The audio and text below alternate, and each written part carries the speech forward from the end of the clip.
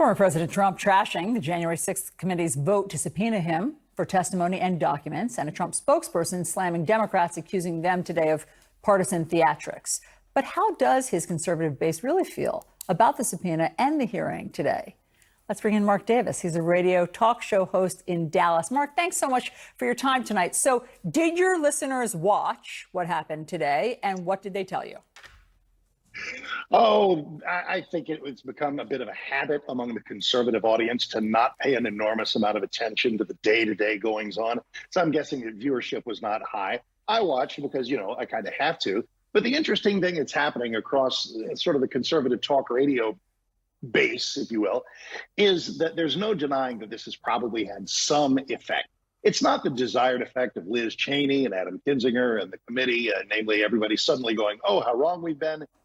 He really is an inciter of violence. He really is an insurrectionist. Everybody knows that January 6th was terrible. The rioting was terrible.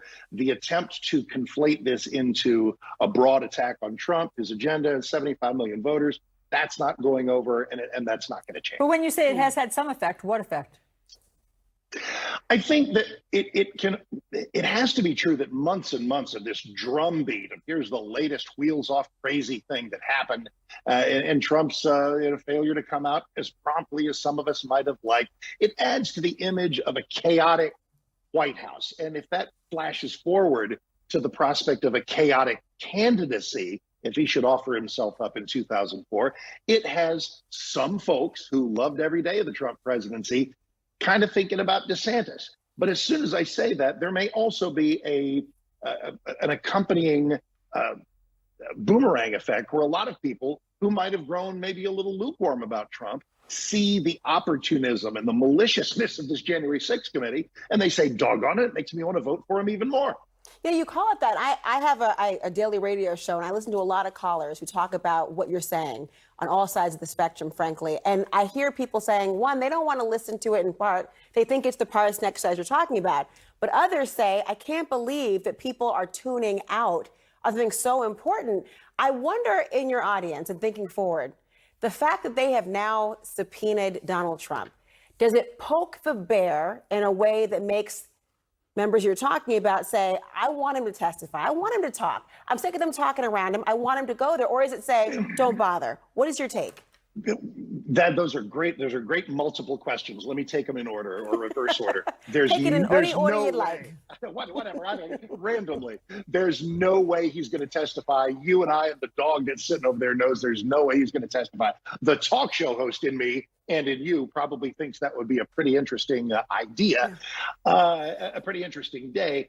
Does the indictment, the 9-0 shocker, vote on the indictment, does that move the needle? If the definition of moving the needle is having people change their opinion, that's a colossal no. Today is really no different than any one of 100 days gone by. The people who don't like Trump love these hearings, are fixated by them. The people who admire Trump have no use for them, view them as a partisan witch hunt.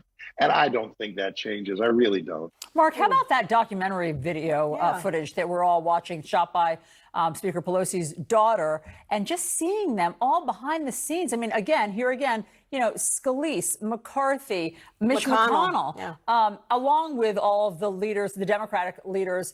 What did you think of that?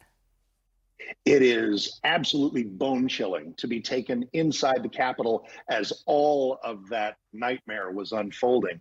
Interestingly, if we gather 100 people and say, watch this, I think everybody as a human being will be repelled and shocked and have that how can this happen kind of idea. But then some of the people are going to want to say, Trump did that. And he's absolutely responsible for that. And the other half of the room is going to go, no, he's not. That was terrible. But all of this fixation on the minutia of how horrible that was either does or does not lead to an attempt to smear the entire Trump legacy for it. So for some folks, that's going to work. And for others, it's not. Yeah, I do wonder, Allison, thinking about that. You're talking about incremental. I do wonder, it's been a couple months since we've heard from the committee. They tend to do the big picture. Why do you think it's still viewed as incremental when you're talking about a step back? It's not quite a 10,000-foot view, but it's not quite incremental. Well, it has been an interesting sort of death by 1,000 cuts. When the committee started out, again, and I don't mean to balkanize and compartmentalize everything, but hello, welcome to America. Everybody that hated Trump's guts said, yeah, this committee is going to be the greatest thing since sliced bread. And the people who admittedly hate what happened on January 6th, but don't blame Trump for it, view it through jaundiced eyes. I think that has only intensified, I think, and as the election draws nearer, I think there's a more intense desire on the part of Trump critics to have something, please God, something in this committee stick to him, while the rest of the people who are probably going to turn out and be part of the Republican wave, if that happens, are just looking at the Democrat Party and saying inflation, borders, crime, and y'all are talking about climate change, gender, and January 6th. We like our chances. Well, we got 26 days away to see what those chances are. Mark Davis, thank you so much. There we are. Nice talking to you. Thank you, guys. Everyone, today's January 6th hearing is expected to be the last before the midterm elections that happen next month. I'm wondering, same question I asked Mark, will Trump's subpoena or other revelations from the hearing have an impact on voters? Here's what some of you are saying out there. We have one tweet that says, January 6th was able to happen because no one expected such behavior. When they say crime, law and order, it applies to people of color. During the George Floyd/BLM marches, barriers and police and others were ready. Sad, true.